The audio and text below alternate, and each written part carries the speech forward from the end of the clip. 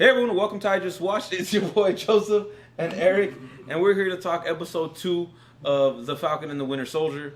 This show's getting interesting, it's getting going. That being said, before we jump into it, I gotta hit you with the usual, which is hopefully you like this video enough to smash that like button, click the subscribe to stay tuned to see more of our stuff, and then hit the little bell to get notified when that gets released. That being said, let's talk episode 2. Alright everyone, so let's just jump in.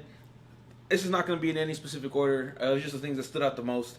I got to start with the fact that obviously we get them back together. You see they introduce John Walker, a.k.a. U.S. Agent, because he's not Captain America. We all know Not this. my cap. And Hashtag not my cap. On the real, in the beginning of this episode, I was like, oh, he doesn't seem like a bad guy. Maybe he's trying. Oh, no, he's an asshole. Hints of a monster. Bad. U.S. Agent and Battlestar, a.k.a. another version of Bucky. So garbage and more garbage. I was like, okay. Oh, you're not a super soldier. Oh, really? But you're going to do super soldier shit? Okay. Lies.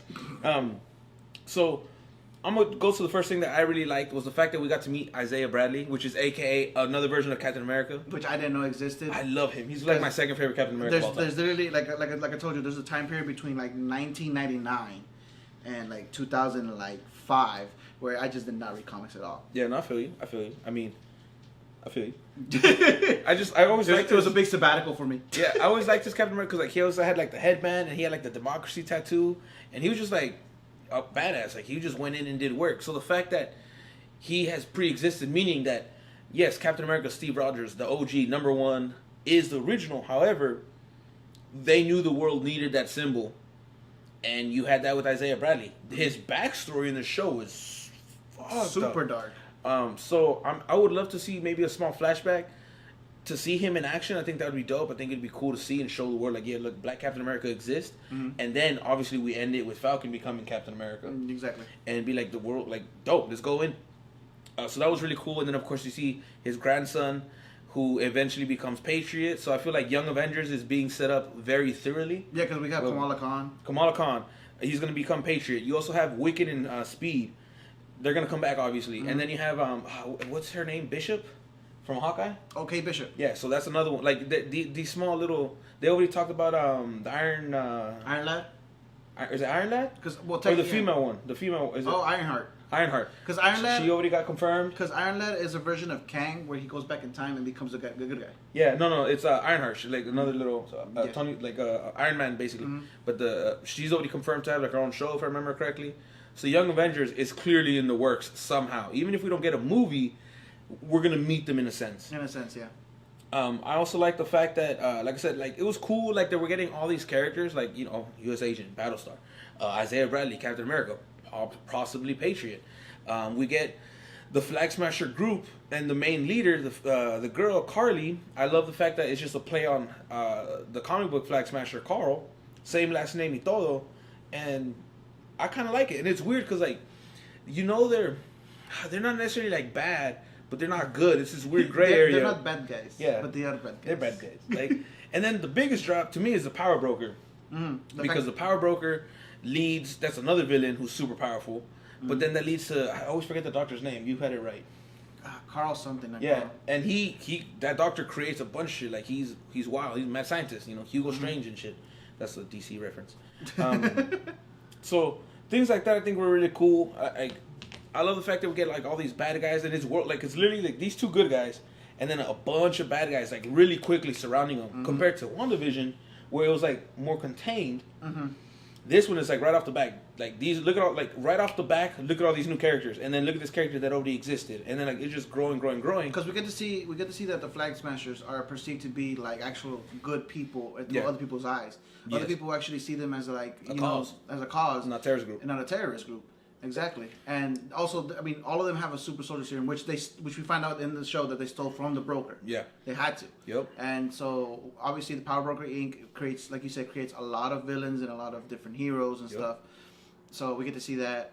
Like you said, we get a nod for Isaiah Bradley, which is dope. You know, for people who like, you know. Yeah, like I think it'd be just cool just to see a glimpse of him in action back in the day. Just a glimpse. And then, like, one thing is like they actually show the social injustice. Yeah. See, that was like my favorite. That was my favorite part of this episode because I think the show has done a really like it's only 2 episodes deep, and I love the first episode shows you like a true perspective of how I'm not a veteran, but how most or a lot of veterans who have to, who have like major PTSD or major wounds, not just, mentally, physically, like major issues, how they have to struggle, like, do the off switch from, being in like full military mode to like, I gotta chill like a civilian now. And I love the way they're portraying that. Yeah, because episode 2 breaks it to another thing with social injustice, like right off the back. Like when they come up on Falcon, I was like, what the fuck is going on? And then even Winter Soldier's like, bro, do you know who that is? Like, what are you doing? Like, why you? I'm the dangerous one here.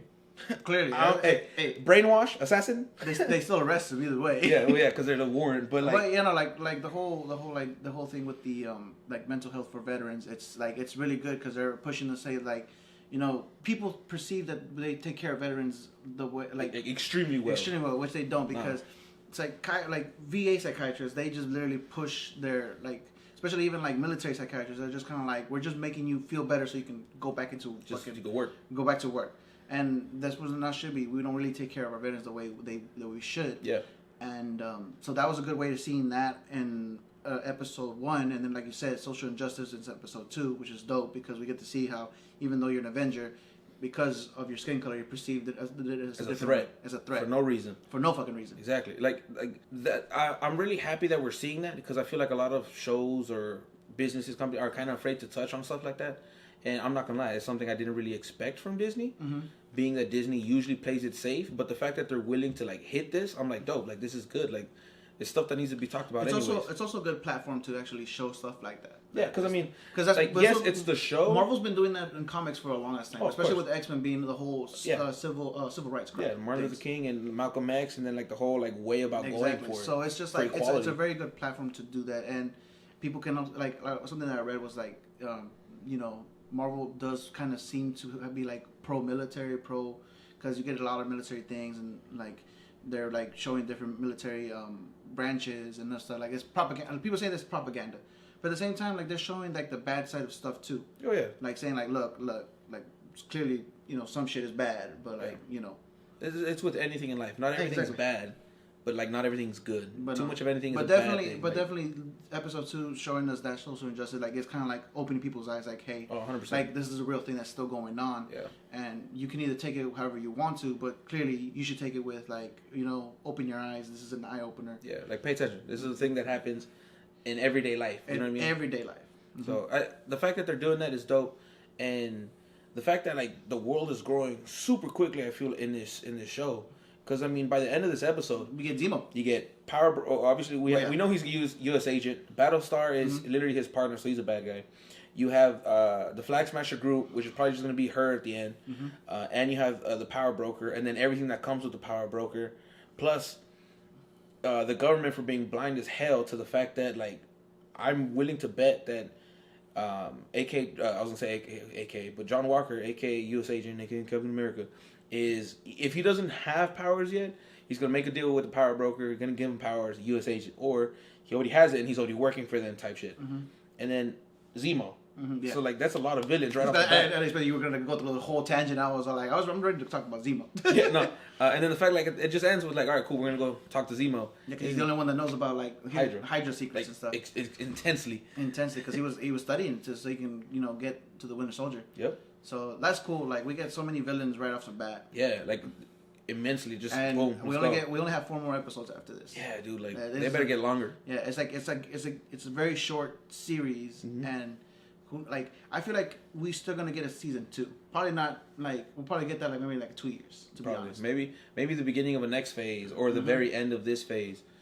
It'd be cool. Like I actually really I enjoy the show. I like the weird dynamic you have right now between Sam and Bucky. And I'm excited to see it grow because we could be wrong, but I'm gonna speak for everyone and say we know they become friends. It's one of those like I hate you, no, I hate you more, and then at the end it's like I hate that I love you. Exactly. So like I'm pretty sure we can assume, and if not all assume, and say that they're gonna become friends. Yeah. That being said, I'm excited to see Falcon become Captain America. I'm excited for Bucky to officially become White Wolf and leave behind Winter Soldier. That title, you know what I mean? Like season 2 could be titled Captain America and White Wolf. You know what I mean? Or something better, because clearly, you didn't like White Wolf? No, it's not that. It's just like they were saying that a lot of like the Disney shows, like their titles are kind of like lazy. Oh, okay, yeah. Okay. I see what you're saying. Yeah, like literally like Lethal Weapon. Well, one of them was like Obi-Wan Kenobi. Like the whole show's called. Oh, that's not called Kenobi. Obi-Wan. Huh? I thought it was just called Obi-Wan. Yeah, no, it's Obi-Wan. Yeah, it was called Obi-Wan, but I was like, you could just say Kenobi. It's better. Oh, yeah. Yeah, but I think the only reason they didn't do that is because sidetrack, but because Kenobi can go Ben and Obi-Wan. They're two different characters. Mm-hmm. Same person, but two different characters. So Obi-Wan, in the sense, we're gonna focus on Obi-Wan before he's Ben. But I mean, that's the only thing I can think of. But yeah, no, like they're just coming up with like lazy writing for like the. I like WandaVision. WandaVision is good because it's literally just it's a play on words. But like, don't get me wrong. Like this is just the Falcon and the Winter Soldier is such a big ass thing because it's called the Falcon and the Winter Soldier. I'm like, you could have done. Like I get it. It's a play on words because of Shield. You know, I can't even fucking pronounce it. Whatever. I got you. I know what you mean. I mean, and like I'm not writing it, so I can read sometimes. But no, all in all, I really like where it's going. I want to know your thoughts, your comments, your questions, your concerns, your possible theories. Where do you think it goes? How do you think it plays out? Does Carly become like the Flag Smasher, and is she like completely bad, or is she like borderline? Like, well, I kind of want to be like, you know, like I don't want to be bad, but like I'm not good. Or like, you know, U.S. agent, like commits, like, you know, all that good stuff. Let us know down below what you think, what you like about the show, what you maybe dislike, all that down below. Again, we appreciate you watching. We thank you. Stay safe. Be well. Until next time, adios. Goodbye.